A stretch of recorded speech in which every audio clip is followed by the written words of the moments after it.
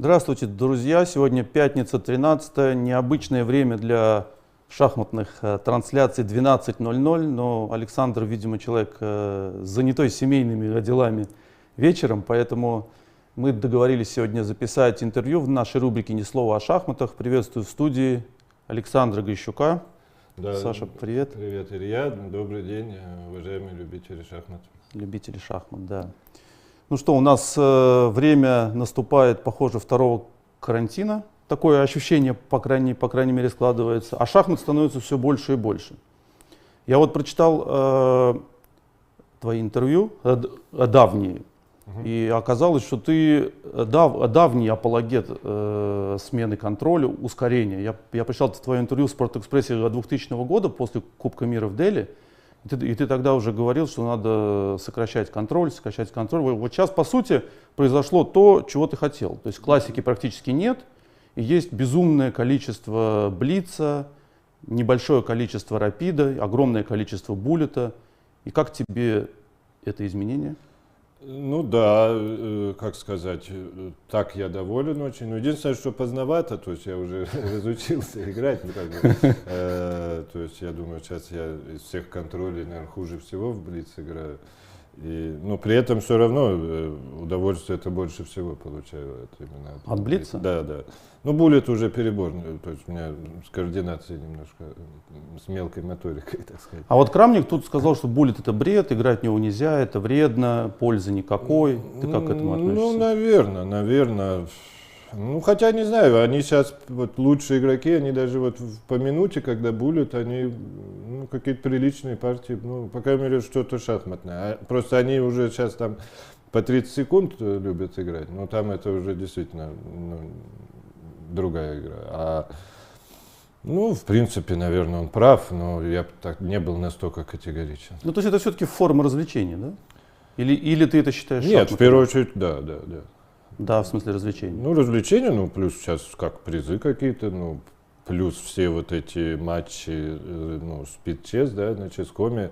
Ну, как бы, если матч более-менее равный, то судьба его именно в буллете и решается. Ну, там с добавлением 1 секунда, но все равно, то есть, как бы, ну, приличные деньги на этом разыгрываются, так что, ну, не совсем. Ну, я считаю, в целом шахматы это развлечение, а что такое шахматы? Для тебя это что прежде всего? Ну, работа, ну, изначально, конечно, развлечение, ну, в детстве, как бы изначально же ты приходишь, ты же не приходишь с мыслью, что вот я там стану. А вот, кстати, насчет детства, ты в какой момент ты понял, что это твоя жизнь? Или ты не помнишь, в какой момент ты это понял? Не знаю. Ну вот, наверное, вот как раз, может, после Дели вот какой-то первый такой, ну, реально большой успех. То есть до этого ты еще сомневался, будешь ли ты шахматным профессионалом? А я не знаю, у меня вот какой-то такой характер, я вот так не думаю на такие темы. А как ты думаешь? Ну, просто как, ну, не знаю, ну, сегодняшним днем, что ли, живу. То есть я вот это не понимаю, что я вот туда закончу такой-то институт, там потом, не знаю, замуж выйду, ну, я вообще женщин, там детей, а потом на старости, там, я не знаю, в Ниццу там перееду, или что, у меня, ну, вообще просто даже мыслей нет таких. То есть, ну, я в целом отношусь, как будет, так будет, то есть, ну, человек, значит, там предполагает, а Бог располагает, то есть, ну. Но это не связано с верой в Бога, я думаю, да, это просто связано с твоим характером. Наверное, да. А какое на тебя влияние оказала вот семья в плане того, что у тебя дедушка очень известный, так сказать, вице-президент Российской академии наук, был ученый, известный, совершивший какие-то открытия, вся семья глубоко математическая, физическая, так я понимаю, да? Ну, они поддерживали увлечение шахматами? Ну, дед всегда вот говорил, что просто нужно заниматься тем, что получается, тем, что нравится. Ну, у меня, ну, и получалось, и нравилось, да. Поэтому, не знаю, вот как раз я помню, какой-то был, ну, что ли, консилиум, там, я не знаю, когда мне было лет 14-15, типа, ну, пытаться ли поступать в какой-то серьезный вуз или, ну, шахматами именно в первую очередь заниматься. И тренера все говорили, ну, не факт, может лучше, ну, институте. физикой условно заняться, хотя я не могу сказать, что у меня какие-то были способности к физике. А вот как раз наоборот, дед всегда говорил, да нет, ну какая физика, ну как бы в чем-то уже какой-то уровень есть, что-то получается, ну этим и нужно заниматься. То есть никогда не было такого, что вот я физик, и ты должен, да, стать физиком. Никогда такого Ну, не было. тебе повезло сильно, скорее всего. Ну, может быть. Ну, я, например, точно так же в плане детей, я никоим образом занятия шахматами не поддерживаю. То есть нет, если вдруг человек будет влюблен в шахматы, ну, как бы я это переживу, это не трагедия, но и никак я это не поддерживаю. Да. Понятно.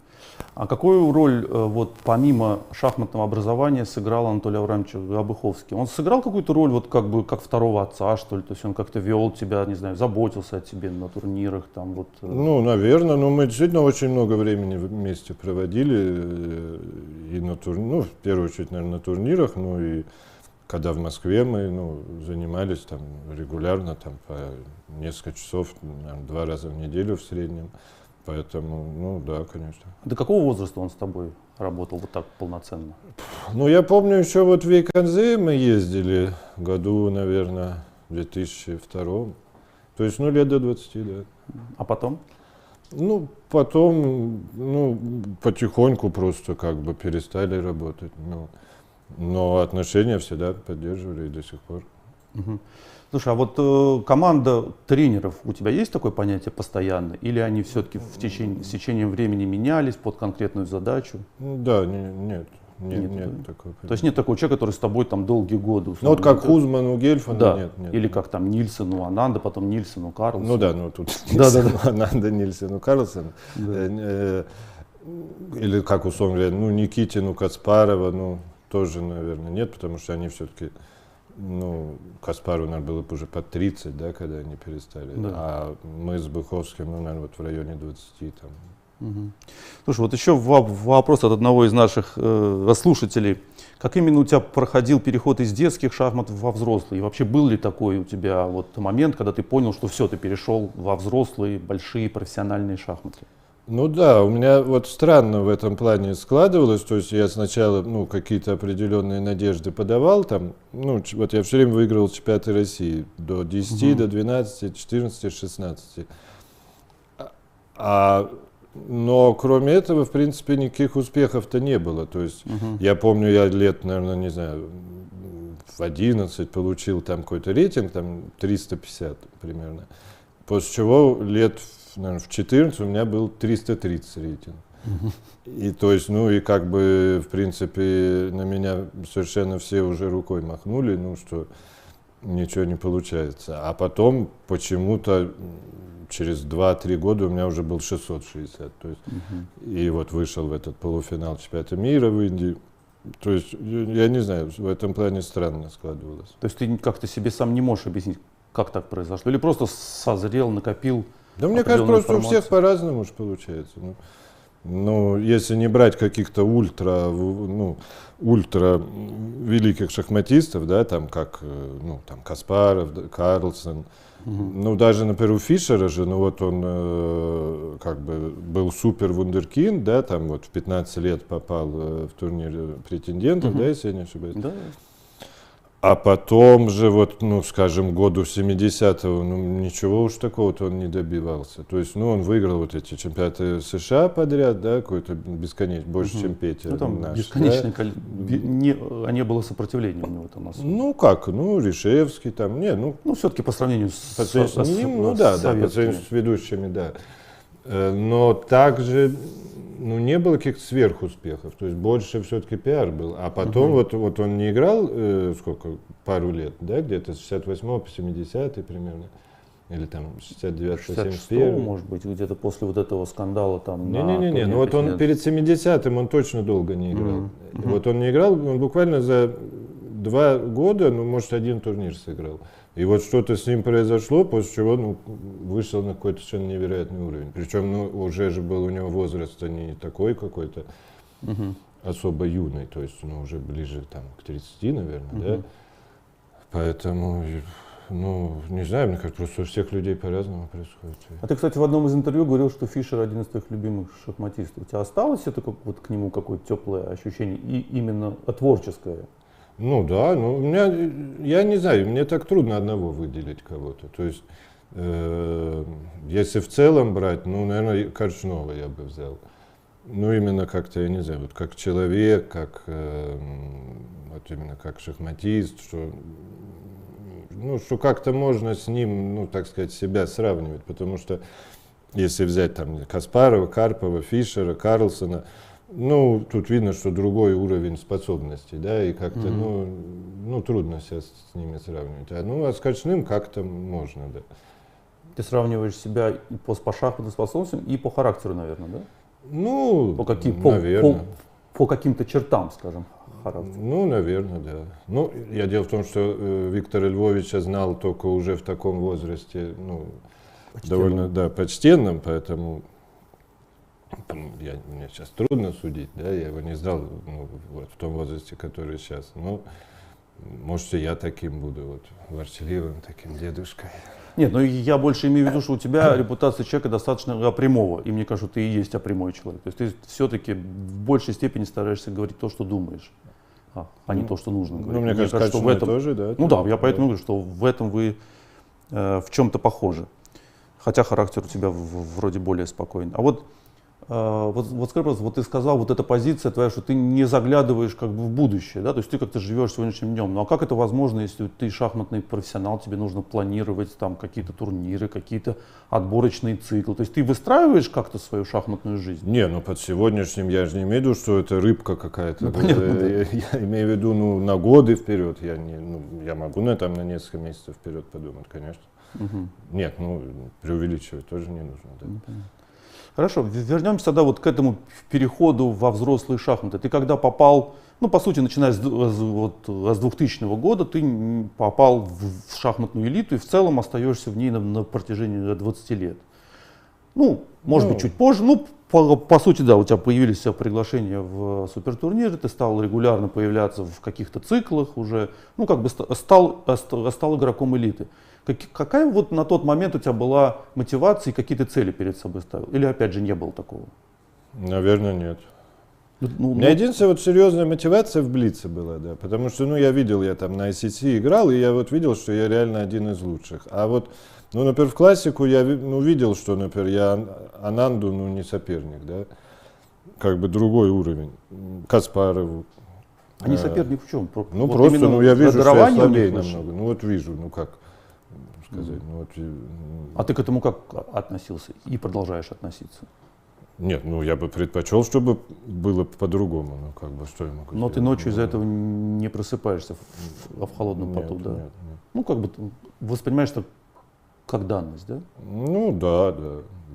Ну вот, но именно вот эти двое, я не знаю, вот хотя. Ананд Каспаров? Да. И то есть, допустим, Крамник, хотя, может быть, с ними он играл на равных, но с ним у меня не возникало никогда такого ощущения. Ну, то есть нет, я видел, что он посильнее, но вот такого, что прям на голову, нет. А вот с этими двумя, да. И ты говоришь именно об ощущении, когда ты с ними играл во время партии, да? Да. А за счет, вот что вот у Ананда тебя так восхищало? Ну, не знаю, ну лучше соображает, быстрее, ну как бы во всем. Не знаю, что как в боксе, человек тебя и сильнее, и мощнее, и выше, и быстрее, ну, как бы. А это мотивация, ну вот когда такое ощущение, это как-то не расхолаживает, не убивает внутреннюю мотивацию? А я говорю, у меня никогда не было мотивации прям, ну, чемпионом лучшим стать. Хотя ты неоднократно говорил об этом, что хотел стать чемпионом мира. Что? Ну, я это говорил как-то, ну, неприлично говорить, что не хочу. Ну, какой-то это поза. Сейчас уже можно, сейчас да? уже, да. А как будто это ты, не знаю, выделываешься там. Нет, я говорю, конечно, я никогда бы от этого не отказался и хотел бы, но никогда это не было каким-то, ну не знаю, и плюс я никогда не воспринимал как что-то реальное. То есть. Но ты на самом деле был в шаге от матча. Ну, от матча можно только, сказать, после. Я, кстати, когда вот был матчи претендентов в Казани, который я организовывал в 2011 году, Я заметил, что после поражения с Гельфандом ты как-то не был убит, скажем так. Ну, как бы не более чем разочарован, я бы так сказал. Ну да, ну я был расстроен, но это не войдет там в топ-5 там, моих главных шахматных разочарований. Не войдет? Не войдет, безусловно. А что войдет тогда? Войдет, так нужно повспоминать, но вот, например, очень болезненное поражение был матч века Угу. в 2001 году. Да. И мы очень неудачно играли, в первую очередь лидеры наши, Каспаров, Крамник. Вот. И уступали в счете, но шансы какие-то сохраняли. И оставалось 2 тура, мы, наверное, очка 3-4 проигрывали. Ну, то есть еще 20 партий, да, каждый тур На из 10 10. досках, да? То есть, какие-то шансы есть. И я с Шировым прекрасную партию играл, было выиграно. И какую-то безумную ошибку допустил. И в итоге проиграл, и все шансы на этом потерялись. А я, не знаю, это для меня этот матч был безумно важный. Я как-то действительно его воспринял как матч века, то есть как что-то совершенно историческое. То есть это потом, как я проиграл в финале кубка, гран-при, этап гран-при в Дубае, я до финала дошел, проиграл Леко в Армагеддоне. Там. Мы уже просто ходы делали, у меня было чуть больше времени, но у меня там фигура или пешка упала, я ее поправил, и за счет этого там на секунду у меня раньше флаг упал. Это так, я не знаю, мне сложно вспомнить, но Дуди, как я проиграл вот тот матч на Ческоме. То есть это важнее, чем поражение? Нет, я в плане того, как это, я не говорю, что это важнее, нет, конечно, то важнее, я говорю в плане именно эмоций, как бы. А там, да, конечно, я хотел выиграть, но не знаю. Плюс мне и так казалось, я уже выше головы там прыгнул, что обыграл Ароняна, Крамника. Слушай, кстати, у меня такой вопрос тебе. Тебя совесть не мучила потом из-за матча с Крамником? Я, может быть, просто не понимаю деталь, но из-за того, как ты белыми делал. А почему? Я что хочу, то и делаю. То есть это нормально. Ты не считал это нарушением некой какой-то этики борьбы там, или что-то такое? Нет? Не, я спрашиваю. Я просто такой постановки вопроса даже не понимаю. А многие тебя в этом обвиняли. Это их дело.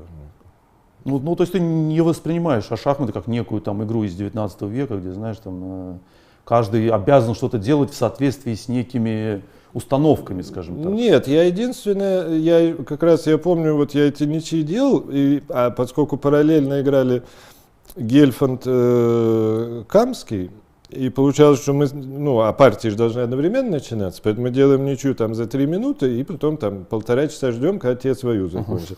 И делать нечего. И я помню, мы с Петей там ходили, там погода прекрасная была, и там по парку, там рядом как раз. И на лавочке я ему говорил, что, по идее, конечно, человек, который так играет, он не заслуживает выиграть.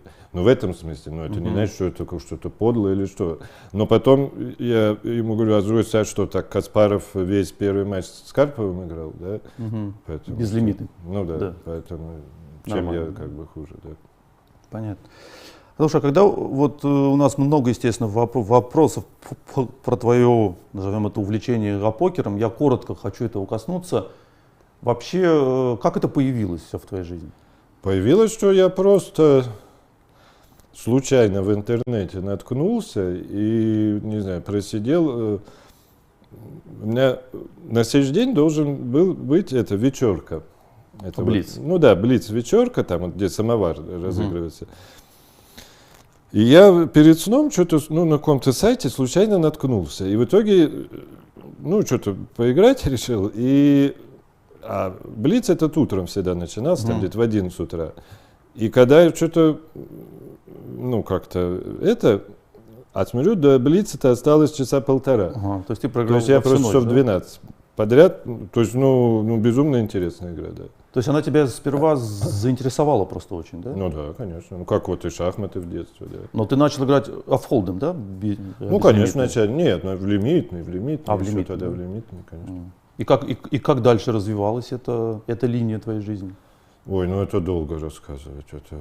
Расскажи коротко. Как сказать, одно время, сначала я, естественно, проигрывал, Ну, а потом, ну, достаточно долгое время, ну, по сути, был профессионал и в шахматы, и в покере, да. Но Ну, ты, а потом ты покер, играл ради конечно, денег или ради и того, как и в шахматы. как и в шахматы? Ну, да. А ты понимал, что тебе придется в какой-то момент сделать выбор? А я или опять ты не думал об этом? этом, да. Ты просто шел, как бы Ну, шел. да, да. А покер влиял на шахматы? Я не знаю, как это. Это, чтобы узнать, нужно вторую жизнь прожить. Без него, ну, как иначе. А сейчас ты играешь? Сейчас, ну, играю, но сейчас уже чисто для развлечений, то есть как видеоигру, по сути. А если взять твой пик, пик твоей силы в покер, это примерно какой рейтинг шахмат? Так сложно сказать, потому что я, я думаю, что, 2600, 650, но тоже только в отдельные разновидности. Мгм. То есть, там, скажем, вот в No Limit Hold'em, там, наверное, 2400 где-то. Мгм. Слушай, а если взять в процентном соотношении, вот это тоже вопрос от одного из наших подписчиков, вот как бы если суммировать все деньги, которые ты заработал за карьеру, какой процент из этого шахматы, Ну, я какой не могу покер? на такие вопросы отвечать. Это слишком интимно. Ну, есть, во-первых, налоговая инспекция даже. Как бы. Понятно, хорошо. А ты думал уйти когда-то из шахмат в покер? Нет. Нет, да? Нет, я единственное, насчет того, что я думал, что у меня резко снизятся результаты в шахматы в то время, а они как-то не снижались. То есть я так как болтался в районе там, не знаю, 10-15 номера в мире, так и болтался.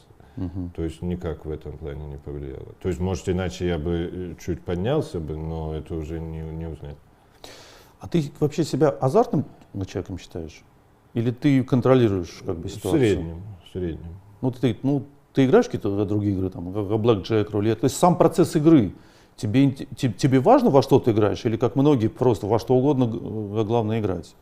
Оно двояко, то есть мне не обязательно быть уверенным, что я, как сказать, в хорошую игру играю, да, в плюсовую.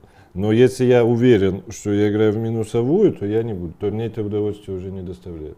Ну, то есть, а в рулетку ты особо играть не В рулетку будешь? я, наверное, вообще ни разу в жизни не играл. Ни разу в жизни? То есть играл в блэкджек, когда, карты можно было считать, и там непонятно было, в плюс ты, не в плюс. Мгм. То есть я говорю, мне не обязательно быть уверенным, что я в плюс, но если я уверен, что в минус, мне это как-то, не знаю, как сказать, религия не позволяет. Что ли. Мгм. Прям поперек горла.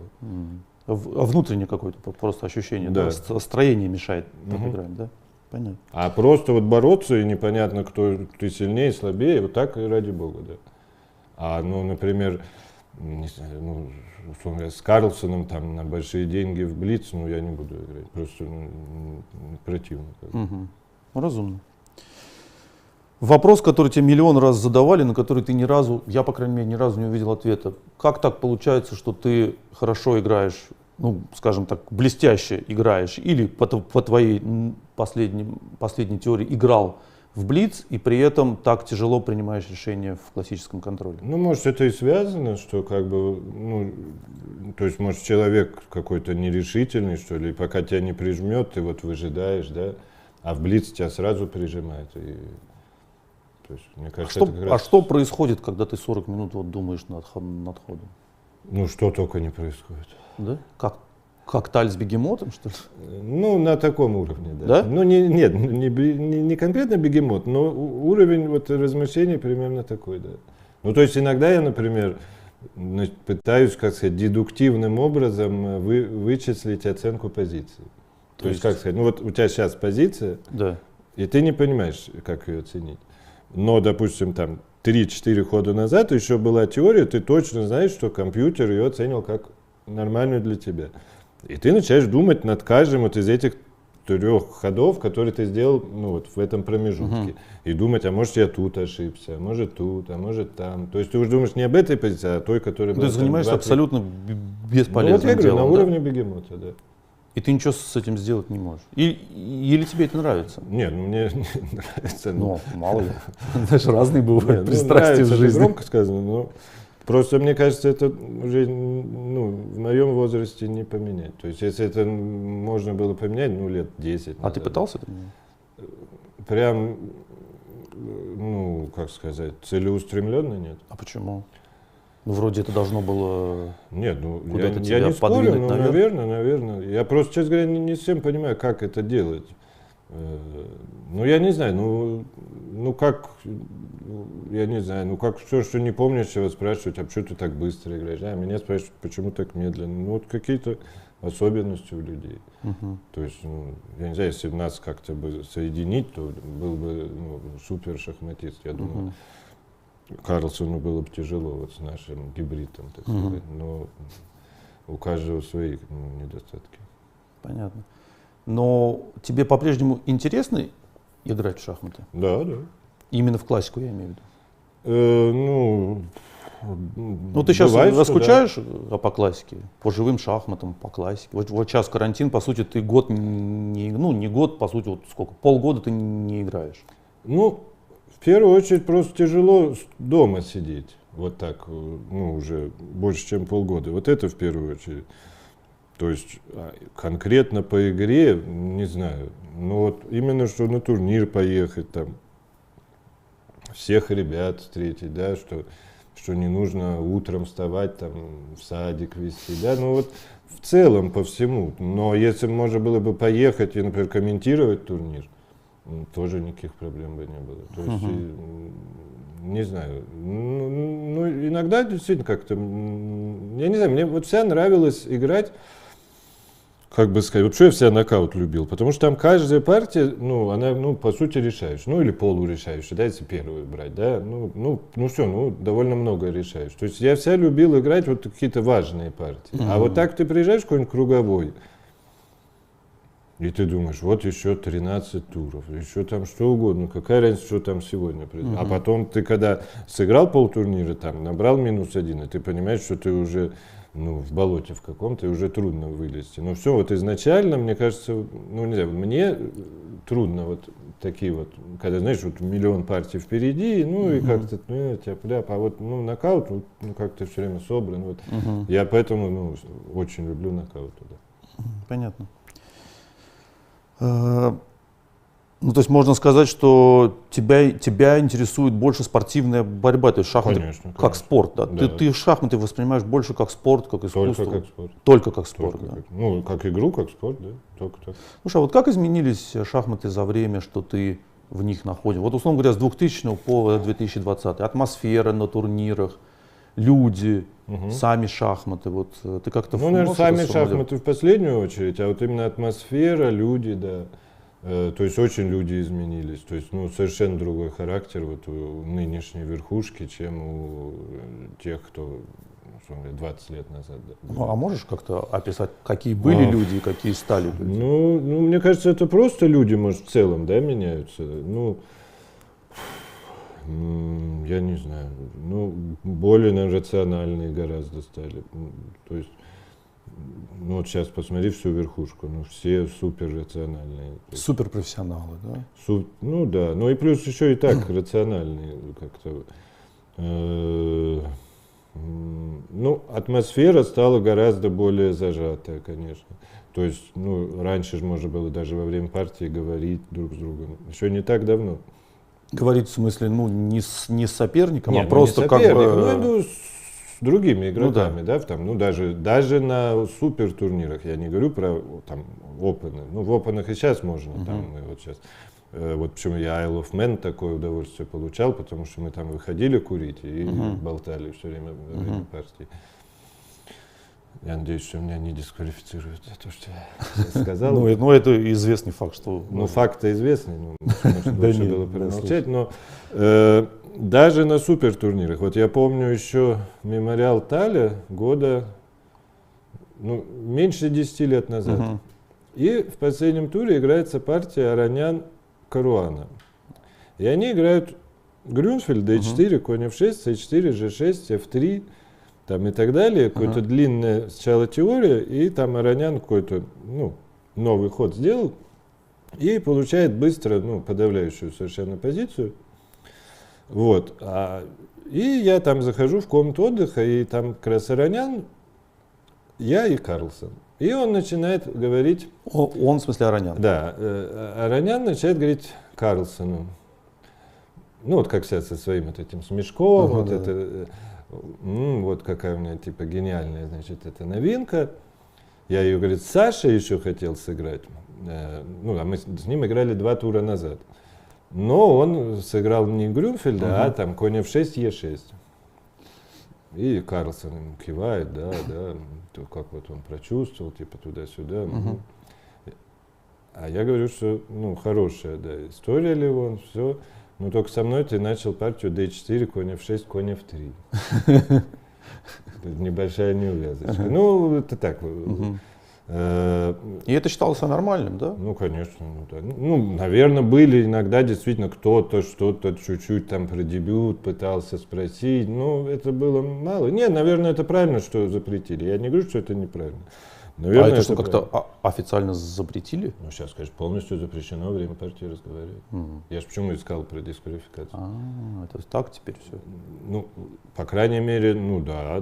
Ну, по крайней Ну, мере, то есть- на таких, на больших турнирах точно, да. Ну, то есть как-то исчез дух некой легкости все-таки, да? Вот Ну, легкости да, в общении, да, легкости ну. в отношениях, опять же. Конечно, да. Ну, плюс все эти сейчас контроли, плюс, ну, курить почти нигде нельзя. Нужно на улицу выходить, звать судью. Ну, твой соперник видит, что ты зовешь судью, значит, он понимает, что ты там 5 минут не вернешься. Он пытается ход сделать. Ну, то есть я сейчас за партию, за классическую, минут 20 теряю на вот это. А ты не можешь не курить, да? Это у тебя уже годами на привычка. Ну, просто я думаю, что я играть так намного хуже буду. Ну, А, то есть, вот а так это даже? нужно или курить бросать. Мне кажется, если ты куришь, ну, ты должен во время партии курить. Потому что это проседает, ну, это хуже всего. Ну, то есть, ну, или вообще бросить, или уже... А бросить ты попытался? Прям Подумал об пытался, я как сказать, я пытался попробовать бросить, вот так скажем. Понятно. То есть я никаких иллюзий не питал, но какое-то время не курил, действительно, месяц где-то. А потом начал сигаретку Ну, все как, в день, 2. как обычно. И, ну да. Ну, не знаю, мне нравится. Я серьезно не хочу бросать. То есть, если каких-то, ну уж крайних не будет причин. Обстоятельств, то да. Понятно. А сами шахматы, ну, изменились, да. Ну, изменились, вот, мне кажется, как раз после Казани. То есть, Казань, мне кажется, последний был вот такой турнир, где белые, ну вот, реально вот такой центральной стратегии по самым там принципиальным линиям пытались перевесы получить.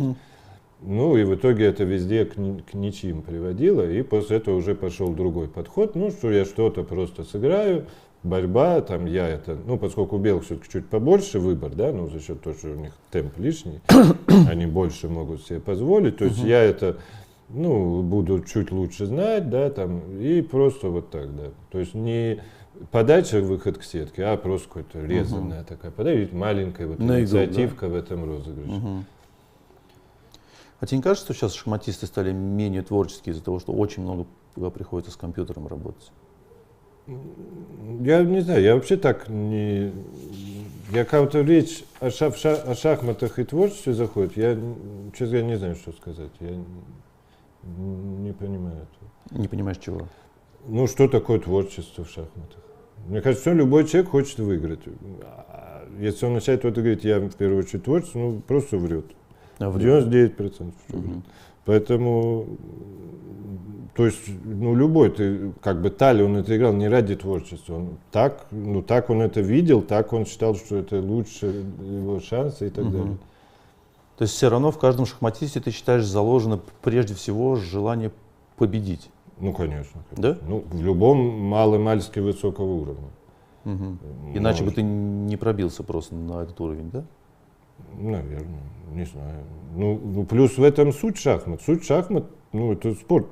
Суть шахмат выиграть, они красивые. Это побочные, ну, что как в футболе. Ну, там, может, при счете 5-0, да, ты можешь там какой-то ерундой заняться. Но если ты играешь важный матч, там даже любой, там, не знаю, Неймар там, или кто там самый эти, ну, дриблер, да. Все этот дриблинг, он делается ради тоже защитника пройти, а не ради того, чтобы там красиво там что-то ногами сделать. Так и тут. Так и тут, да? Интересно. Я все-таки больше воспринимал, что для многих, ну хотя да, в элите, наверное, этого нет, иначе люди выпадают из элиты, потому что их начинают холодно обыгрывать. когда начинаются все эти эмоции, связанные с творчеством, красивые ходы какие-то делать там и так далее. А кто? Я даже не понимаю. Я тоже сейчас не могу вспомнить, да, но, наверное, кто-то есть. Не знаю, может быть, раньше такие. Но мне кажется, что это, может быть, люди, которые не достигали больших высот, они как бы вынуждены так, чем-то другим брать, скажем так, а пиаром больше, я бы сказал. Ну то, что говорить-то можно, я считаю, вообще нужно только по действиям же судить, а не по разговору. Говорить-то можно что угодно. Понятно. Слушай, а вот ты вот какой ты человек в жизни вообще? Ты спокойный, быстро выходишь из себя или сохраняешь, в общем, потому что за доской ты, в общем, очень-очень хладнокровный человек, а по виду, по крайней мере. Я не знаю, мне кажется, очень тяжело про себя говорить, какой ты, проще про кого-то сказать, так я не знаю. В чем-то спокойный, какие-то вещи выводят из себя, А друзей у тебя много? Не может быть много друзей. Почему? Много может быть приятелей, а друзей-то не может быть много. А в шахматном мире? В шахматном, я думаю, что двое, наверное. Кто? Если не секрет. Я не буду говорить это вообще. Я не люблю такие вот вопросы, да. Я бы, наверное, двоих бы назвал, да. Понятно. Я имею в виду под шахматным именно те, кто активно сейчас играет на высшем уровне, а не просто. Так-то больше. А каково играть с друзьями, если ты с ними играл? Я всегда стараюсь не играть. Если вы в одном турнире? Ничего же можешь сыграть. Вот так, да? Как? Что мы с Петей годами ничьи делали. С Хисматуллиным. Да? Конечно. С Хисматуллиным ты очень долго работал просто. Работал я с ним почти нисколько. Да? У Я меня было ощущение, что он был твоим секундантом. Секундантом был на паре турниров, по-моему, на двух. Может, чуть-чуть больше, но это никак с работой не связано было. Просто. Слушай, вот в турнирах высокого уровня какой процент партий не играется, как ты думаешь? Сейчас близко к нулю. А раньше? А раньше прилично. Из-за просто вот таких каких-то более тесных отношений между людьми? Во-первых, сейчас пытаются из этого какое-то западло сделать, да? Что ты имеешь в виду? Расписать ничью. Раньше же это было абсолютно нормально. В смысле вообще, 100% просто. А для кого нормально? А для шахматистов? Всех, и для зрителей. Зрители особо об этом и не знали никогда. Прям знать-то не знали, но можно догадаться. Это если ты очень хорошо в шахматах разбираешься. Ладно, посмотри, ты открой любого классического шахматиста просто по базе партии, и открой там какие-нибудь чемпионаты, спартакиады, там, СССР. И будет партия, за 10 ходов все поменяли, согласились на ничью. А дальше уже выводы сам. Зачем это люди делали? В чем? Просто не хотели. Зачем? Ты играешь с товарищем. Я говорю, это как спорт, прям уж морду. Если ты, не знаю, Кличко, все говорили, мы с братом не будем. Да, но это все-таки семейные отношения. Семейные, не семейные, так и тут, без необходимости. А зачем, бойню какую-то устраивать? А сейчас этого нет просто потому, что с этим как-то и борется, наверное, да? Во-первых, сейчас ни у кого, мне кажется, никаких наверху фактически нету друзей, да? То есть там какую-то выдумку придумают, что там Аронян с Вашиела Граун друзья, или еще кто-то любят в трансляциях, особенно в англоязычных, там любят, Tomorrow he will play his friend, то. Не знаю, мне так не кажется со стороны. То есть, во-первых, нету просто, пар друзей, что ли, и плюс, да, что это, пытаются сделать, что это западло какое-то, да. То есть там Карлсон выступал, да, что я подозреваю, что эта партия расписная там. Опять-таки, возможно, это правильно, просто раньше по-другому было. Понятно. Слушай, а скажи, пожалуйста, жизнь твоя вне шахмат, она чем ты еще, может быть, увлекаешься, смотришь, какое кино, что читаешь? Вот сейчас, не на протяжении жизни, а сейчас. Телефон, например. Зависим от телефона, независим? Наверное, становлюсь. Я до последнего, старался не покупать смартфон. То есть я, наверное, последний человек, кто купил смартфон. но потом просто пришлось, потому что везде вот эти сейчас группы в WhatsApp, там, в Вайберах все, там в каждой там школе, садике, там секции баскетбола, там того, и просто пришлось, да. Ну и да, наверное, какая-то возникает потихоньку Ну, зависимость. соцсетей у тебя нет, да? вот, фу, это упаси Господи. Ты это не ведешь и не читаешь, да? Или читаешь? То есть, ну, что Не, ты? а как мне кажется, чтобы читать, ты же должен быть зарегистрирован. Ну, может, ты зарегистрирован, просто не пишешь ничего. Нет?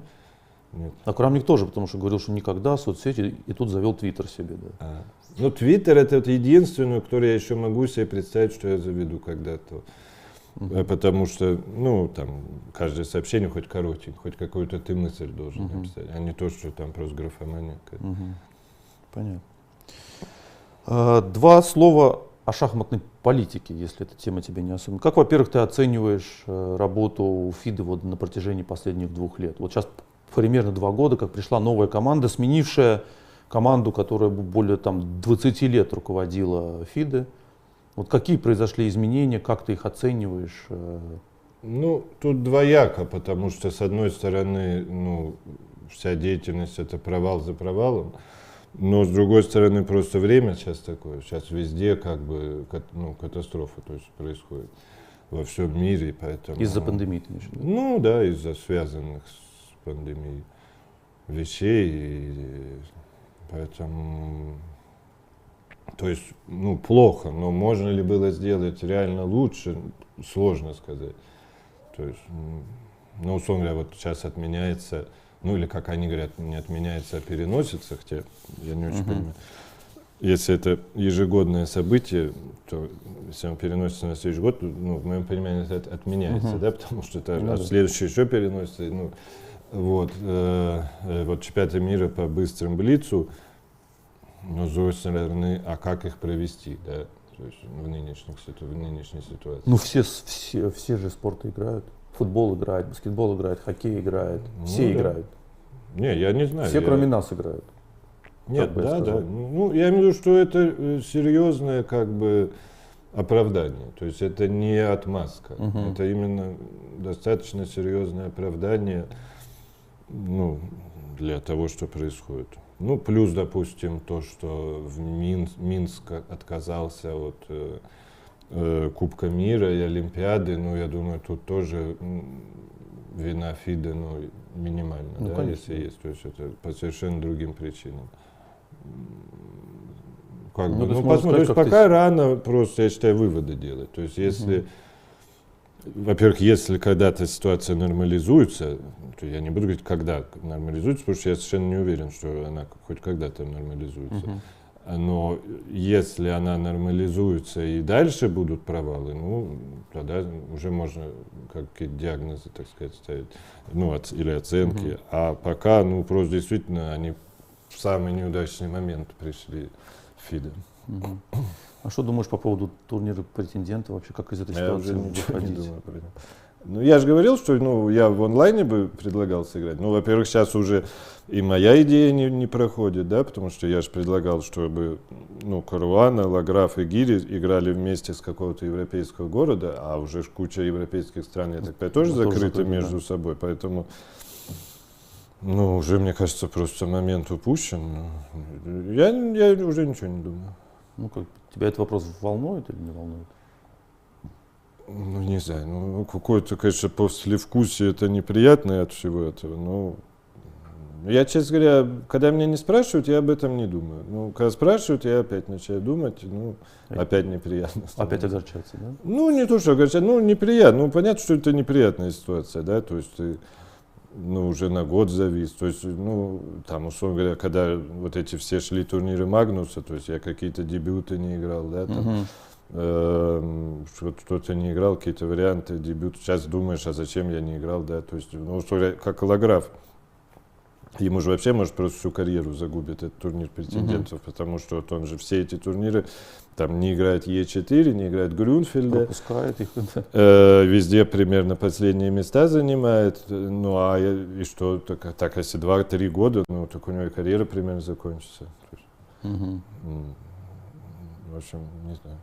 А ты какой-то видишь, ну даже не в смысле выход из этой ситуации, а хотя бы какой-то рецепт вообще в той ситуации, в которой оказался сейчас шахматный мир при практически полной блокаде живых турниров, при отсутствии турниров для людей там 2500, 2750 условно.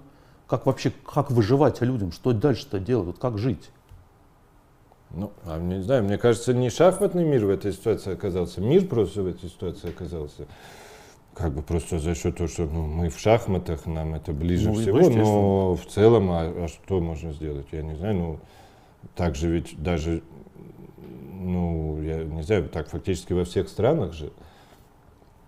То есть какие-то совсем редкие исключения, там Швеция, ну, я не знаю, Белоруссия была до недавнего времени, они, по-моему, тоже это все ввели. Не знаю, ну что тут можно, мировую революцию разве что, ну как бы каких-то конструктивных у меня мыслей нету. А по поводу онлайна, как вот как бы даже не сколько как развивать жизнь в онлайне, да, вот что ты думаешь вообще об онлайне, ну, вот о читерстве, обо всем вот этом?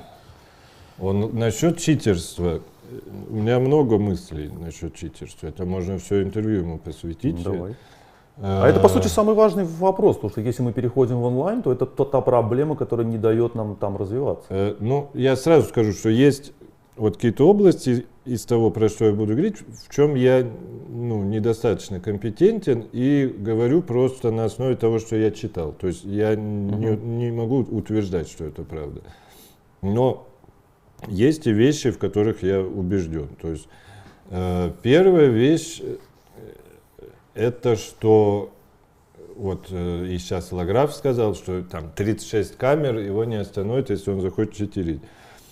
Я тоже считаю, что основная вообще, вот, я для себя думал, что вот если я бы решил читерить, безусловно, я бы использовал микронаушник. Да. Микронаушник и какой-то компаньон. Да? Причем компаньон должен быть не просто попка какая-то, который просто тупо варианты читает, а какой-то, гроссмейстер, там, уровень, не знаю, 650, да, например, чтобы он понимал, какие ходы, не по-человечески выглядят, да, и, советовал в ухо только все ходы. В смысле, только человеческие ходы, да. То есть, естественно, наверное, при этом использовать там не Stockfish 12, да, условно говоря, а какую-то программку, которая среди компьютеров там в топ-10 не войдет, а в любом случае там Карлсона, примерно 10-0 обыграет, да. То есть, много таких вещей. Я не знаю, зачем я советую людям, но просто и вот тут я просто хочу подойти к тому, что я читал. Я читал, что есть такая штука, вот как металлодетектор, да, что он через USB к компьютеру подключается, то есть и в этот момент ты в интернет выходишь и сам себя полностью сканируешь. И он выдает, как бы вот эти сигналы, в интернет. То есть и люди могут оттуда видеть, по сути, как будто они тебя сами сканируют. Если это правда, то вот это было бы действительно колоссальным подспорьем. Тогда действительно, пара камер, вот это полное сканирование, и тогда уже, я не знаю, потому что люди говорят, там, например, ставить там на ногу и азбукой Морзе, но это же тоже вряд ли будет прибор деревянный, да, то есть, скорее всего, там тоже какой-то металл будет, тоже, я говорю, не только тут, а все полностью просканирует себя перед партией. Это, конечно, очень муторно, да, перед каждой партией такое устраивать. И, наверное, турниры, типа чемпионата Европы не получится так, да, проводить, но, скажем, на мировую сотню, то есть там на уровень, не знаю, 650 и выше, я думаю, что-то можно так проводить, можно проводить. И плюс это я не вижу, почему уж совсем безумно технически, потому что еще я читал, что есть какие-то, условно говоря, античитерские кабинеты, то есть ты оборудуешь полностью кабинет, и туда, сигнал никакой не проходит. Но это не и все ты могут как-то, себе и ты это тоже можешь как-то сертифицировать по интернету. То есть не обязательно к тебе домой приходить, чтобы это проверить. Тоже это я, что называется, за что купил, в общем, за то и продаю. Но вот я говорю, вот этот металлодетектор, и какие-то, по крайней мере, можно вполне, типа Кубка мира. Ну, я не говорю конкретно Кубок мира, ну, такого плана, то есть массовые, но не сверхмассовые, не швейцарки на 500 человек, да, там, ну, ты не уследишь никак за этим. А ты как вообще к онлайн-шахматам относишься? Ты приравниваешь партии, сыгранные в онлайне, к обычным Полностью, партиям? Да? я вообще не понимаю, в чем загвоздка. Ну, кроме возможности читерства, да, что тут как бы немножко вот как Петька и Василий Иванович, да, что слово джентльмена. Ну, кроме этого, я не вижу разницы. Слушай, а как ты относишься к тому, что сейчас в базе, условно говоря, в базе партий, раньше вот играл Каспаров, он играл там какое-то количество партий в год, ну не знаю, там 50-60 партий в год, каждая партия, в общем, она из себя что-то представляла. А сейчас у нас в базе там 2000 партий Карлсона, и вот дети, которые там через 10 лет начнут учиться шахматам, им непонятно будет, что смотреть, как смотреть, Ну, он играет какие-то да. левые вещи. Не, ну да, особенно, что сейчас в базе вот эти даже титулованные вторники попадают. Ну, мне кажется, это перебор немножко. Ну, а с другой стороны, как ты это запретишь, да? Ты же под своим именем играешь официально. Но тебе не кажется, что шахматы с онлайном уплыли куда-то вообще не в ту сторону? Что мы теряем какую-то эксклюзивность, превращаемся просто в какую-то онлайн-игру, которая еще очень сложна для восприятия людей. Мы и аудиторию-то толком, ну мы как шахматный мир, я сейчас говорю, и аудиторию-то большую толком собрать не можем. И при этом как бы абсолютно девальвировали саму игру. Ну, аудитория, я не знаю, я вот вчера, ну, вроде не самый интересный матч, Накамура, Мартиросян, там, выиграл Накамура со счетом 25, там, одну партию проиграл за весь матч. И в какой-то момент вот английские комментаторы сказали, что типа 20 тысяч человек на Твиче смотрят и 7500 на YouTube. Да. Это только английская, да, плюс там на русской там несколько тысяч, наверное. Да. То есть аудитория-то, мне кажется, никогда такой большой не была как раз. Нет, Другое дело, что аудитория она- растет, аудитория растет, Ну да, но она ничего не дает на самом деле ну да. шахматному что- миру. Ну, а что она должна давать? Деньги. А, деньги, ну, да. Ну, как, я не знаю. Ну да, на Twitch это бесплатно можно смотреть. Ну, а вот, например, вот то, что ЧС-24, чтобы там Петю смотреть, это платно только или, может, тоже бесплатно? Тоже бесплатно. Бесплатно, да? Раньше Петя был за деньги, сейчас Ага. Петю можно так смотреть.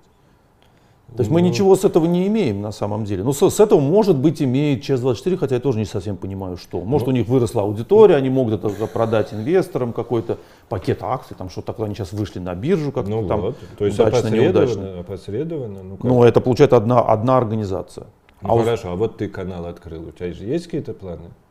Есть. Ну, коммерциализация. Ну, я в плане канала, как ты, тоже живу сегодняшним днем. То есть, Ну, хорошо, ну, пусть не планы, мечта.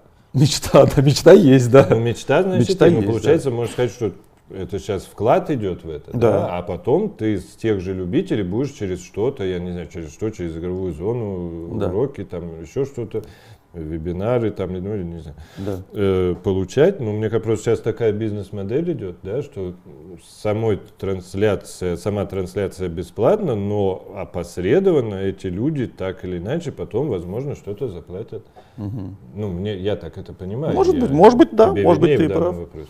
Может быть, ты и прав, что идет сейчас Левитов только про деньги думает. Нет, поверьте, нет, совсем. Если про деньги бы думал, только канал бы не создал точно. Тут просто вопрос в том, что, да, может быть, сейчас идут в шахматы какие-то инвестиции, скажем так, по сути, со стороны меня там, и дали более крупные инвестиции, ЧС-24, ЧСКом инвестирует. То есть мне единственное в этом всем не нравится, что зарабатывает среди шахматистов только одна Да. узкая прослойка, Да, а все мне остальные, я не понимаю, как сейчас живут шахматисты 2600 плюс, 2500 плюс. То есть те, для кого шахматы являются профессией, единственным делом, которое они умеют делать. Вот что они сейчас делают? Ну, я не знаю, а 2500 прямо жили когда-то только за счет игры? Нет, а 2600 жили все-таки open, то есть они ездили. Да, 2600, конечно. И если заканчивать эту тему, главное, мне непонятно, как те молодые люди, которые сейчас, юноши, которые сейчас начинают свой путь в шахматах, где им получать тумаки, как бы, кроме как онлайн на ческоме. Не, ну правильно, просто такая ситуация, мне кажется, сейчас почти во всех областях. Ну, все стараются играть. Посмотри, в футбол каждый день играют. Ну, стараются. Все турниры проходят, все национальные чемпионаты у меня, проходят. например, дочка баскетболом, они сейчас фактически не играют, тренируются там вместо 9 раз в неделю 3. А как, ну сейчас такой возраст, что ты вот так 9 раз в была. неделю? А что, у тебя дочка профессионально баскетболом Ну, как занимается? профессионал, ну, для своего возраста профессионально. А сколько ну, лет? Ну, 13. А, 13. Но, ну как, вот сейчас так 2 года провести, потренироваться по 3 раза в неделю вместо 9, ну и все, можно сразу заканчивать. Ну, то есть ты считаешь, что это как бы общая ситуация, и здесь Общее, особо просто, ничего мне не кажется, сделаешь? ну да, конечно. Как-то, нет, мы как раз можем вот сделать, ну, именно за счет того, что мы в онлайне можем. Мгм. И как раз я, наоборот, считаю, что нужно максимально онлайн, ну, то есть пытаться, ну, даже, я не знаю, ну, можно, например, чемпионат мира по быстрому Белицу, но не делать его таким массовым, ну, не нужно. Там же вот, например, играют ну, какие-то люди с рейтингом 2300. Ну, у них нет никаких шансов даже в призы попасть. Да, Я не понятно, говорю, что да. там высокий. Ну, как-то это обрезать, да, чуть-чуть. Может сделать сначала какие-то отборочные, да. То есть, ну, чтобы в итоге, не знаю, в финале играло, ну, человек 100. Ну, чтобы не было такого, как эти, ну, чтобы не 500 человек играл. Потому что 500 ты никогда не сможешь уследить за всеми. Ну, вот, чтобы в финале, ну, человек, ну, не больше 100 играло. Сделать, то есть, например, из этого сделать 50 человек, ну, условно говоря, по рейтингу, еще 50 какие-то серию отборов. Ну ладно, пусть кто-то почитерит в этих отборах. Ну, не конец света. Ну, попадет он в эти 100. Ну да. И ничего, что там в не финале получится, не да. выиграет. И, ну и черт с ним. Ну, какой-то, пусть, да, призовой фонд будет, ну, не такой прекрасный, как был в последних вот, чемпионатах мира, как был задействован вот, это Саудовская Аравия. Ну, действительно были великолепные совершенно призовые фонды. Пусть они меньше будут, но ну, как-то можно это пытаться. Но просто еще идет же какое-то дикое противодействие, что онлайн это не шахматы, что это профанация. А я не понимаю, почему это профанация? В чем такая уж принципиальная Ну, мы привыкли разница? к тому, что шахматы — это игра, в которой двое людей сидят за столом и двигают фигуры. Вот что имеется в виду, мне кажется, под словом профанация. То есть это другой вид спорта в целом, по большому. Это вид спорта с мышкой, с компьютером. От мышки очень многое зависит, если мы говорим там о блице. Ну хорошо, но мы же не говорим, что теннис на траве и на грунте это прям уж другой вид спорта. Ну, есть какие-то небольшие различия. Там, я думаю, что гораздо больше различий. Трава, грунт, чем, ну, по крайней мере, по результатам выигрывают абсолютно те же самые люди. Это вообще правда. никакой нет. Вот вообще ноль просто. Абсолютно все те же самые сильнейшие. Ну, кроме вот Василия Лаграва, который так играл прекрасно, а тут за счет вот этой ситуации с турниром претендентов, ну, просто сдал, ну, невероятно. Ну, это единица как бы такая. А как бы я считаю, если выиграют те же люди, ну, по большому счету это та же игра. Потому что иначе такого примера, ну, не найти, да. То есть там, не знаю, футбол и в мини-футбол, разные люди сильнейшие в мире, ну и так далее, да. Поэтому я не знаю, то есть максимально в это, но что-то вот с читерством делать. И читерство, это камерами ты не поборешь читерство. Главное это передача сигналов, ну, в первую очередь, как это называется, ну, голосом, который... Аудиосигнал. Ну, аудио, да. Вот, в первую очередь. И если можно найти какое-то решение вот этой вот ситуации с наушником, то ну, просто ну, хоть что-то проводить массовое, да, потому что, ну, Карлсон тур, ну, на человек 25, наверное, да, туда, Ну, так, может 30, побольше, может, но в целом. да. На суперэлиту, на самом деле. Ну, если брать общее Ну, 30 количество уже не прям шахматистов. суперэлита, да, ну, да. Нет, я говорю, если брать общее количество шахматистов в рейтинг-листе ФИДа, то 30 человек — это суперэлита. Ну, просто это маленький процент. Не, ну надо брать от профессионалов, а не от общего числа в рейтинг-листе. А профессионалов тогда это не так много. Ну, поэтому да. Ну, хотя бы, ну, вот, ну, как то, что Илюмжинов, когда ввел чемпионаты мира, да, которые потом стали кубками мира, ну, он дал возможность, то есть 100 человек уже играет там, плюс, если ты, условно, 200, ты все можешь вполне ну, мечтать туда попасть, да, там, через там, континентальный чемпионат, там хорошо сыграть и заработать, ну, в принципе, на целый год вперед. Ну, это большое дело было, потому что на самом деле, это мы сейчас говорим, что как-то все заточено на элиту, на суперэлиту. Если мы вспомним времена до введения этих чемпионатов мира нокаутов, то было, мне кажется, куда более элитарно все, чем сейчас. Ну, сейчас просто именно уж совсем, да, из-за карантинов такая ситуация возникла. А так в целом, ну, все-таки сейчас столько лиг всяких там. Не, ну, конечно, вполне больше можно зарабатывать. Ну, можно было, да, год назад, например. Ну, да. А в 90-е, мне кажется, ну, была гораздо хуже ситуация. Даже, ну, если уж Гельфанд говорит, то ему абсолютно негде было играть. Негде было играть, да. Ну, там было всего там 4-5 турниров в году. Ну вот. А Ну, то, так то и и массовых было мало еще. Не было же почти, ну, кроме там США, вот эти какие-то там Нью-Йорк Open, там World Open в Филадельфии, не было же и швейцарок, где, ну, реально что-то заработать можно было. Поэтому, не, в целом, мне кажется, финансовая ситуация в шахматах, ну, колоссально за время, так сказать, правления изменилось. Кирсана улучшилось. Ну, Просто вот невероятно согласен, совершенно. драматично. Я поэтому вообще не понимаю, когда его там критикуют. Ну, когда критикуют, ладно, ну, когда его там смешивают с грязью, я этого понять не могу. Ну, как бы человек с колоссальным отрывом, ну, лучший президент ФИДE за всю историю. Ну, Ну, ты по вот результатам. при нем 18 лет прошли твоей карьеры. Тебе спокойно было вот играть при президенте? Замечательно просто. Постоянные смены циклов, смены мест, отмены там, отмены здесь, скандалы, связанные с Макрополосом, там, с тем, с сем. Нет, были негативные моменты. Я же не говорю, что это идеал прям или что. Но если брать вот так по результатам, я же не говорю брать там по каким-то человеческим качествам, еще почему-то там.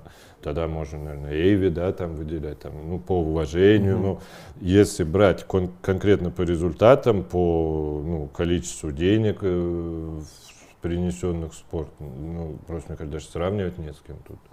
Ну, сравнивать не с кем, потому что он 25 лет был президентом Не, ФИДE, ну да, мы уже ну, не помним, что было перед Да, этим. но даже, условно говоря, уже так сказать, на уходе, ну, они вот привели вот этих саудовцев в шахматы, и, по сути, ну, это же еще на 2 года хватило новому ФИДе, да, вот эти ну да. чемпионаты, это тоже, ну, колоссальное влияние по шахматным меркам. То есть, ну, не знаю, ввели все-таки чемпионы, ну, то есть вот эти чемпионаты, потом Кубки мира, чемпионаты Европы. Не было же чемпионатов Европы раньше. Чемпионаты мира по рапиду, блицу, ну, я не знаю, мне кажется, столько сделал.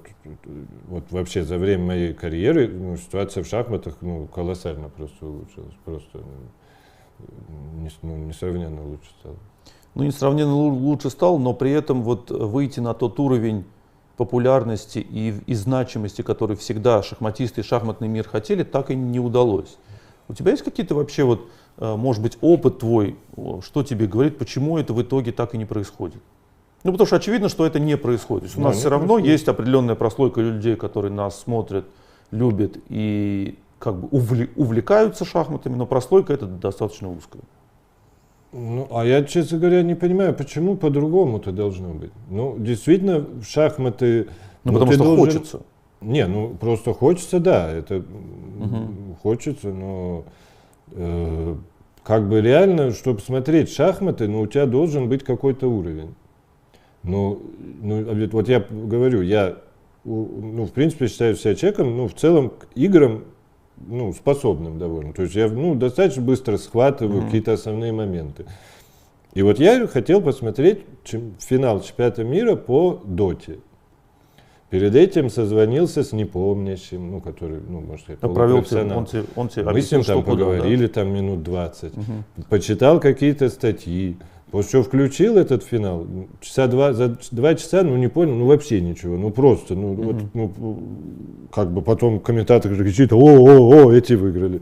Ну, вообще, ну, ничего мне не понятно. И я после этого понял, как... Люди смотрят шахматы. Ну, как человеку, который не разбирается в шахматах, смотреть шахматы. Ну, вот так же. Ну, что-то комментатор потом, это сейчас как это есть штука. Ну, когда оценка, да, вверх-вниз, да, ходит. Шкала, да. Вот, наверное, градусник, белый, да, ну, вот градусник. И белые выиграли, там, если еще вживую, там, по часам, может, хоть начать, вот там, может, прикольно чуть-чуть, да, ну, прикольно, постучали по часам. Ты не станешь из-за этого постоянным зрителем, наверное, да? Все-таки не тот. Есть гораздо более интересные Ну да, вещи. то есть и просто, мне кажется, ну невозможно это, и все. Ну, плюс, если брать старые времена, ну гораздо больше стало, ну, таких, ну, условно говоря, интеллектуальных видов деятельности, да. Ну, раньше что было из такого, из настольного? Ну, шахматы. На что еще можно было посмотреть? Да ни на что. Ну да, а сейчас, ну, то есть, во-первых, все эти, ну, киберспорты, ну, покер. Например, популярность покера, она что же не растет? Вот она достигла растет, чего-то, и все, и, ну, и она, ну, где-то чуть, наверное, упала даже. Ну, в целом, даже, я имею в виду, всех этих там шоу, турниров, то есть турниров-то стало, ну, несравненно больше по покеру, причем высочайшего уровня, там, и с колоссальными боинами, да, сейчас там, ну, пока карантины тоже не начались, но уже регулярно были турниры там со взносом $100 000, да, то есть раньше ж такого не было и близко. Ну, все, кто смотрит, тот смотрит, то есть, ну, мне кажется, она уже, если какая-то есть и годами выверенная, ну, титанические нужны усилия, чтобы ее как-то поднять, потому что, ну, я не знаю, ну, как это, Чубайс, что ли, говорил, что рынок рассудит, да, или как? Ну, нет, другое такое. Ну, понятно, рынок рассудит, это правильно. Ну, вот и в данном рынок случае, и судит, да. Мне кажется, так и есть, просто уже достаточно много времени прошло, и, ну, мне кажется, наивно просто рассчитывать на какую-то. Но при этом она есть на ну, это не такой уж низкий уровень, что вот совершенно левый матч, где никакой борьбы нету, вот только на самой основной англоязычной трансляции смотрит почти 30 000 человек. Там же есть и другие англоязычные, и на других языках. То есть, ну, наверное, 1100-то смотрел этот матч. Нет, ну есть и пример твоего друга в кавычках Накамуры, который сейчас в Америке там один из самых популярных спортсменов вдруг неожиданно Ну, стал. да, ну, Ты вот. как вообще к этому относишься? Нормально? Хорошо это, что такой человек, как Накамура, является сейчас в некотором смысле голецом шахмат? Я никак не отношусь. Ну, для него хорошо, наверное, но, не знаю, мне безразлично. Безразлично. А у тебя вообще есть какой-то, вот мы сейчас все время говорим о шахматном мире, у тебя какой-то, вот, если честно сказать, у тебя есть какой-то вообще по этому поводу переживания, мысли по этому поводу? Или как бы ты думаешь о себе, ну, как любой человек, и думаешь о себе? То есть тебя волнует вообще, что происходит в шахматном мире? Да. Нет, меня как раз очень волнует вот судьба вот людей, вот условно говоря, вот там 600-650, чтобы у них была возможность, ну, по крайней мере, как-то что-то зарабатывать. Да, вот это меня волнует. Потому что, ну, мы не пропадем, так Ну, или да. иначе. Ну, конечно. Но прям вот так, я не знаю, как что каждый обязан заниматься популяризацией. Я так не считаю. То есть, Нет, это понятно, нет. Ну, и что ты должен там эти соцсети, чтобы популяризировать. Это еще полным бредом. То есть, как бы если душа лежит, мы популяризируем. Ну, да. Плюс, мне кажется, тут же это как бы такой, ну, само или не само, ну, обман, что, ну, в принципе, ты популяризируешь, но в итоге ты надеешься, что какой-то спонсор ты Ну, как бы конечно. выцеганишь. Не, да, ну то каждый есть, думает о себе, и это нормально. Просто можно думать о себе и при этом еще делать для себя хорошо, и чтобы другим было хорошо. То есть тут надо просто, ну, находить где-то золотую середину. Ну, как условно говоря, я считаю, вот хорошо делает Гири, к примеру. Он как-то и себя выпячивает, но при этом никого не обижает, и как создает такую вот движуху, создает такую какую-то, ну, борщ такой варит он все время, что-то там кого-то подденет, здесь кого-то подденет, да, кто-то на него обижается, кому-то он нравится, то есть, ну, создает какой-то вот, из ничего создает какой-то, ну, кипиш такой чуть-чуть, как бы, который, в общем, особо не вредит никому. А прежде всего ему, ну, позволяет, мне кажется, играть в турнир, где, может быть, без этого он бы не сыграл. Все-таки пиар в шахматном мире, мне кажется, очень важен. ну, не знаю, для чего он прям важен. Ну ты вот зачем шутишь на пресс-конференции? Ни с чем, просто только потому, что нравится. Ну, ты же раньше этого не делал, а в какой-то момент стал это делать. А просто, понимаешь, раньше были пресс-конференции, их никто не смотрел, ради как что ты, ну, это бисер перед свиньями. А потом, ну, как-то где-то, вот я помню, вот в Берлине особенно, на претендентах, там Это полный зал. 2016. Ну да. Да, 16 год. Ну, там Нет. полный зал людей на пресс-конференции. Действительно видно, что интересно, но тогда совсем другое. А иначе, ну да, мой соперник хорошо играл, у меня было небольшое давление и так далее. Я надеюсь, все оставшиеся партии также провести на высоком уровне. Я буду стараться, прикладывать все усилия. Спасибо, да.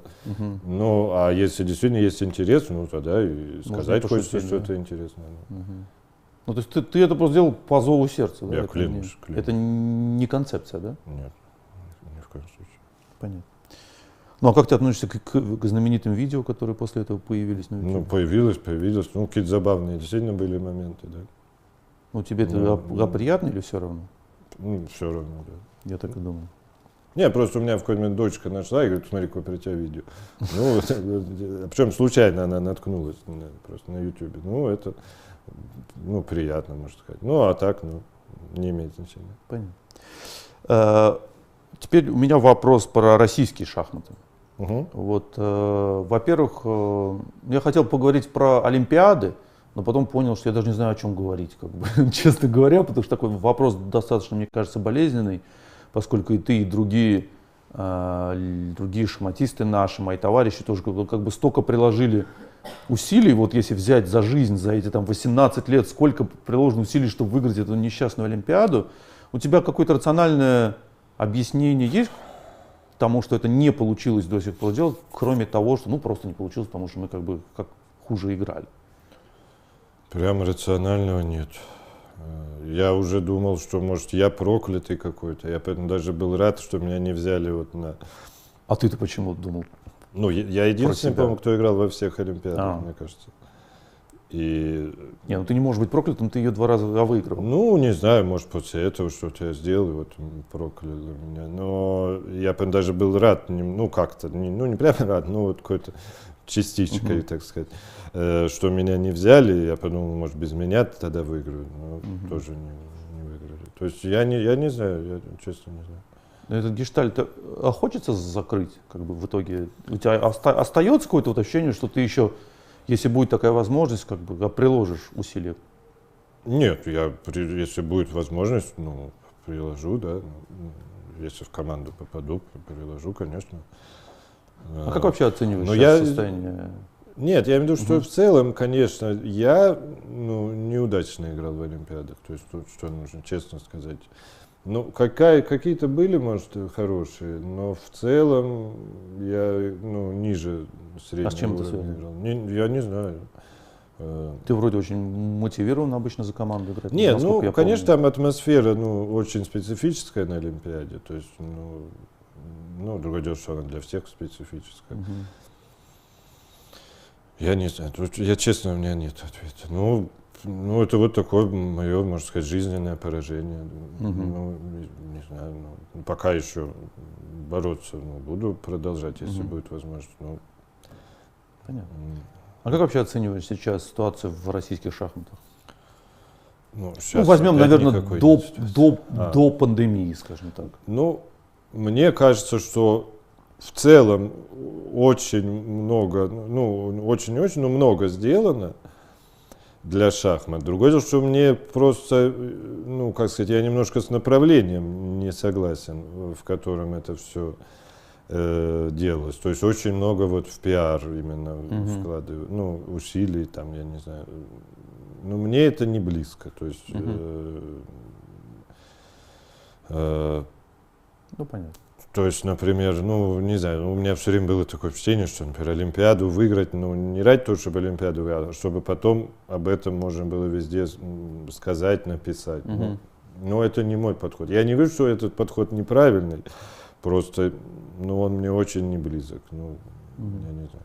Все как, это глупое сравнение, но, условно говоря, Великую Отечественную войну выигрывали не для того, чтобы потом парад победы можно было провести. А тут вот иногда какое-то такое впечатление возникает. Может, это только мое впечатление.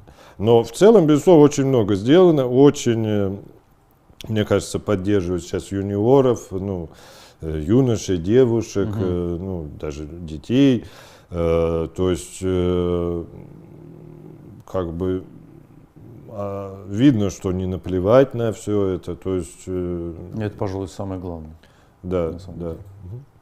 А вот я читал твое интервью где-то 2008-2009 года, ты очень точно предсказал доминацию Карлсона на ближайшие 10 лет после этого, соответственно. У тебя сейчас какие-то есть мысли по поводу того, кто, например, как бы 2 вопроса. Первый, кто из наших шахматистов молодых может вмешаться в борьбу за звание чемпиона мира, если таковая будет? И на мировом уровне, кто из молодых у тебя вызывает вот такое вот, пристальное, скажем, за кем ты наблюдаешь? Из наших, я не знаю.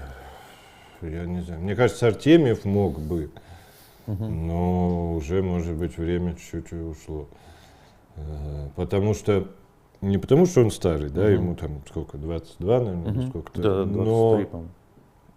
мне кажется, вот этот возраст, почему, например, ну вот все там, и Карлсон, и Каспаров, Фишер, там, Карпов, то есть вот эти годы, там, ну, условно говоря, там, между 16 и 20, да, они в плане становления, они, ну, золотые, то есть их, ты потом можешь, условно, в 30 делать в 3 раза больше, а эффекта меньше будет, да, то есть в этом возрасте, ну, нужно максимально, как бы, базу заложить, вот максимально серьезно заниматься, там, относиться. А у него, ну, вот этот период прошел, видно, что никакой серьезной работы над шахматами, ну, не было в этот момент.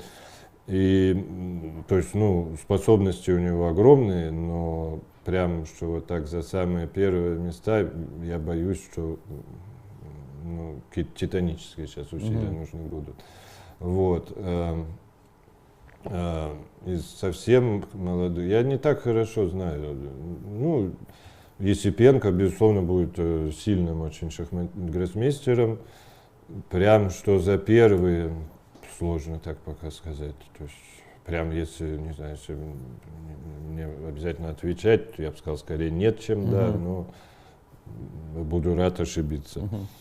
А вот из совсем молодых, я, честно говоря, плохо знаю. Вот Володар Мурзин, вот он меня обыграл на Аэрофлот Блице. Ну, мне кажется, способный, естественно, очень парень. А так я просто не знаю. А в мире вообще? Ну, в мире, возможно, какие-то вот эти индусы, ну, я их так не всех друг от друга. А про них все так говорят, просто индусы, как бы, вот этой группой, с которой занимался Крамник, как ну, бы, да, так скажем. Просто да. не, ну просто дело в том, что я знаю, естественно, Сарин, Прагнанда. Да. А дальше вот есть несколько индусов, я не знаю, как бы, кто из них посильнее, кто из них постарше, кто помладше. Возможно, вот кто-то из них вот там, ну, я не знаю. Ну, они мне чем-то напоминают эту группу Тутберидзе по фигурному.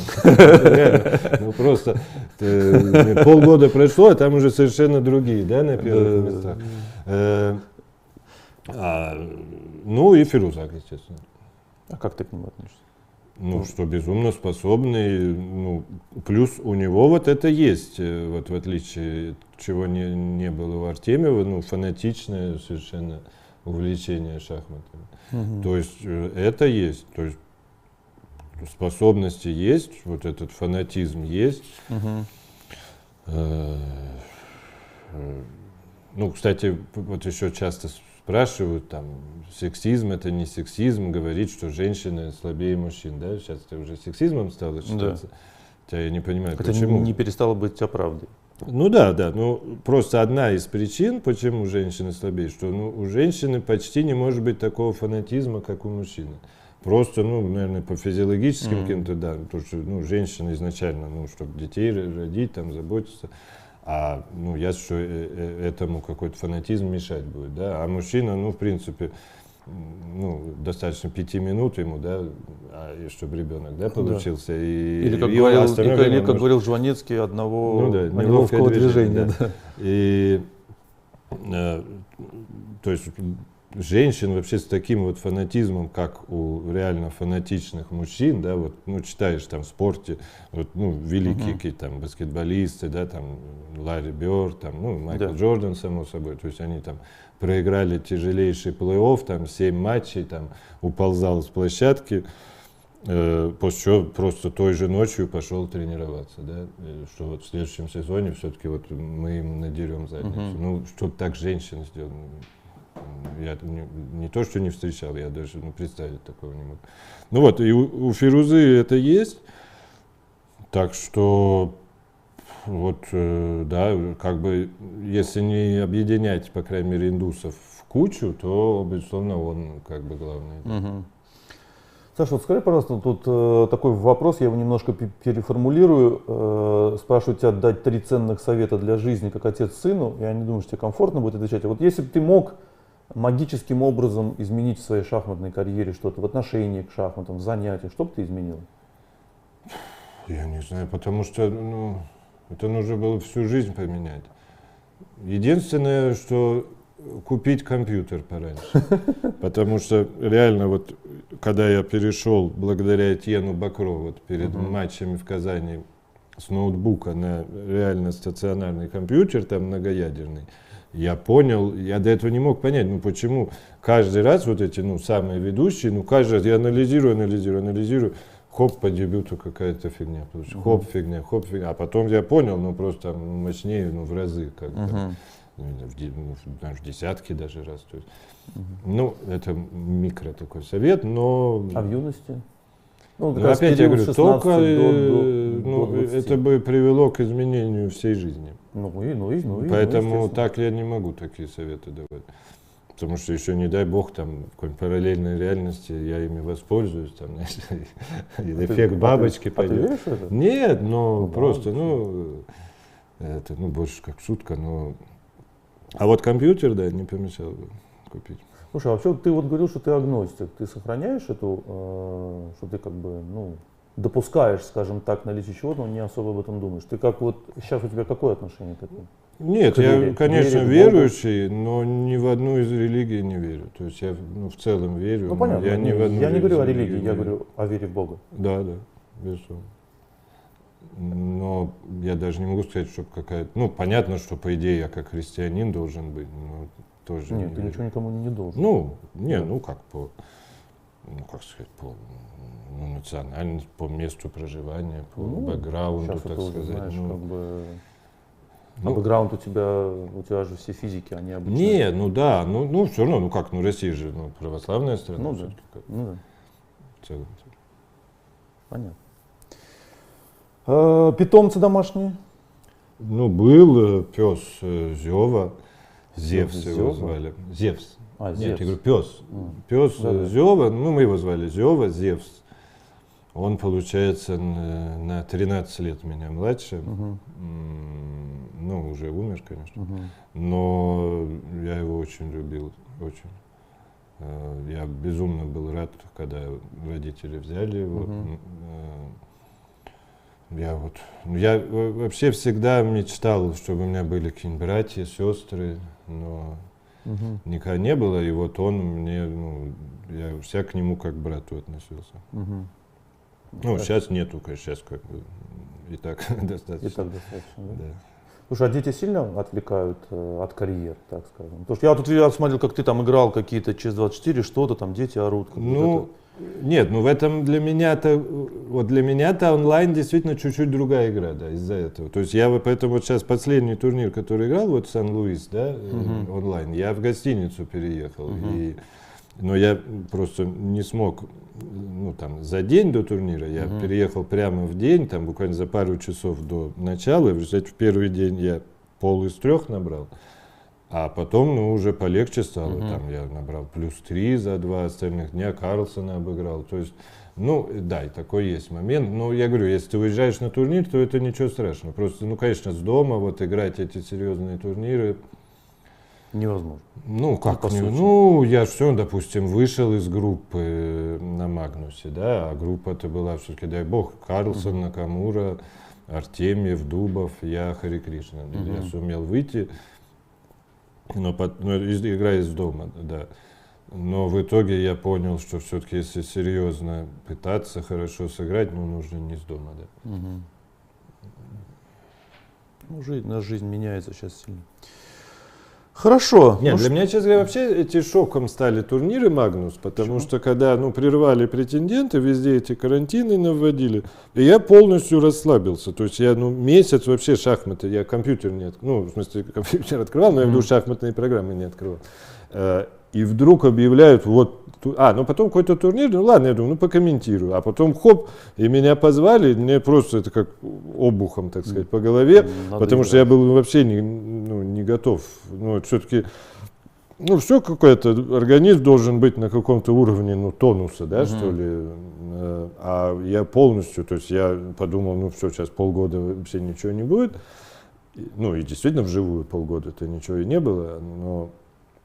Для меня это просто каким-то шоком стало. И первый турнир еще он совершенно шоково сложился. То есть я там 12 человек, нужно в 8 попасть. То есть, ну, по идее, трудно не попасть, да, но плюс мне еще Динк Ферзя зевнул. Я вышел на +1, там туров за 5 до конца. Это, но турнир? подумал, Это височный, что ли, турнир или какой? Линдорес, это его да? выиграл Дубов. А, Который... вот Линдорес, да. И, ну, думаю, что... но тут, как назло, если бы я играл бы оставшиеся туры с более-менее верхушкой, ну, понятно, что меня ничья устраивает, да, раз у меня... Ну, и их, скорее всего. Ну, и так, ну, я не буду прям расписывать. Ну, это же солидно так часто разыграли, бывает, как бы ну, расписали ничья, в голове, условно. Да. Поняли, что... Мне, как назло, фактически все оставшиеся туры я играл с теми, кто, ну, в минусе, и то есть им нужно выигрывать. То есть я пару партий проиграл, Дубову и Фирузе, но думаю, ну, 50% уже, по идее, должны в 8 попадать, да, из 12. И в последнем туре там черными свеи, там я на борьбу, там сицилианскую сомнительную, шикарную партию сыграл, очень хорошую. Выиграл, там счастливый, а потом, это я поделил 7-е, 9-е, естественно, 9-й по коэффициенту. И просто, ну, если, ну, кстати, к вопросу о топ-5 разочарований.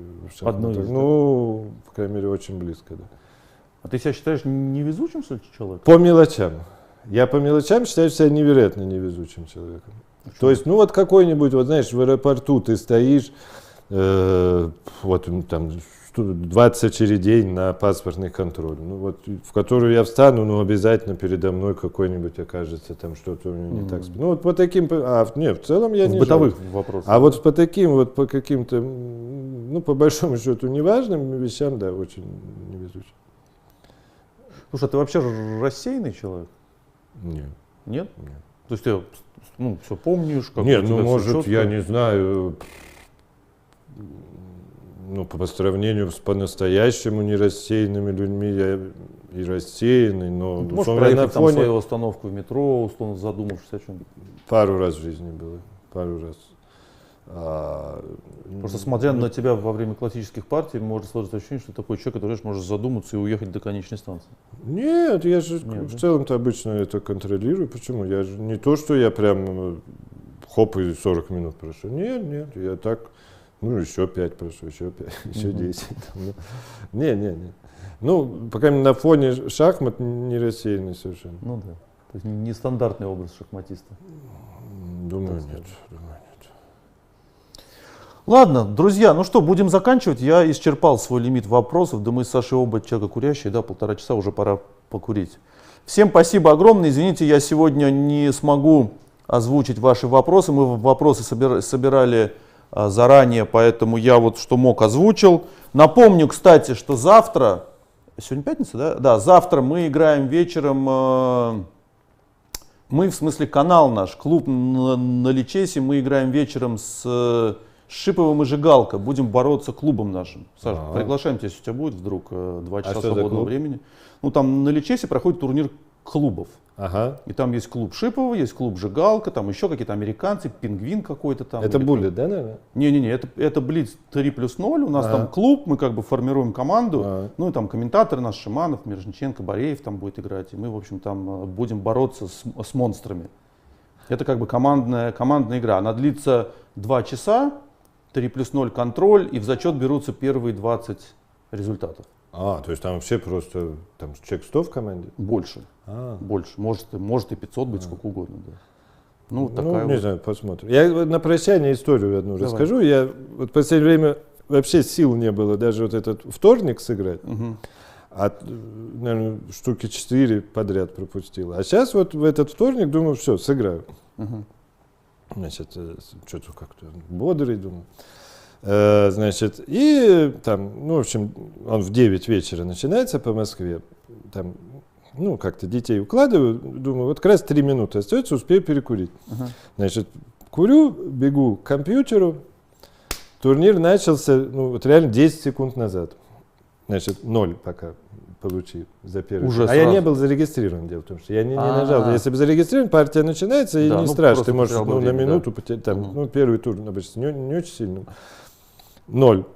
Ну, ладно, еще 1-0 это не трагедия. То есть, примерно нужно теперь все остальные партии выиграть, но, ладно. Значит, 2 выигрываю. А дело в том, что раньше же звания были какие? ГМ, да? Да. Гроссмейстер, ИМ, международный мастер.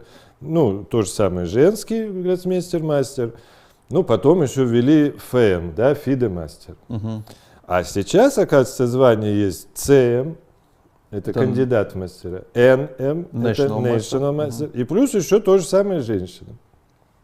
Вы представляете, этот турнир раздувается, и последние партии в туре, это всегда играет какой-нибудь ВЦМ с каким-нибудь НМ. И играют, какой-нибудь ладья против ладьи. Это каждый тур так заканчивается. Я какую-то, смотрю, 2 партии осталось, какую-то из этих жму, как всегда, это ладья против ладьи играют. Я что-то нажимаю, даже, вообще, я даже, честно говоря, не знаю, что я нажал. Оно что-то мне, хоп, типа вы вышли с ческом. Я тут же жму «Войти», все нормально, получаю сообщение. В связи с тем, что вы не были онлайн на начало очередного тура, вы получаете бай 0 очков. Спасибо за такой бай. И все, 2 из 4, продолжать турнир незачем. Раз за месяц я решил. Невезение по мелочам, да? Да. Интересно, в чем тогда везение выражается? В смысле, глобально все хорошо? Да, шучу.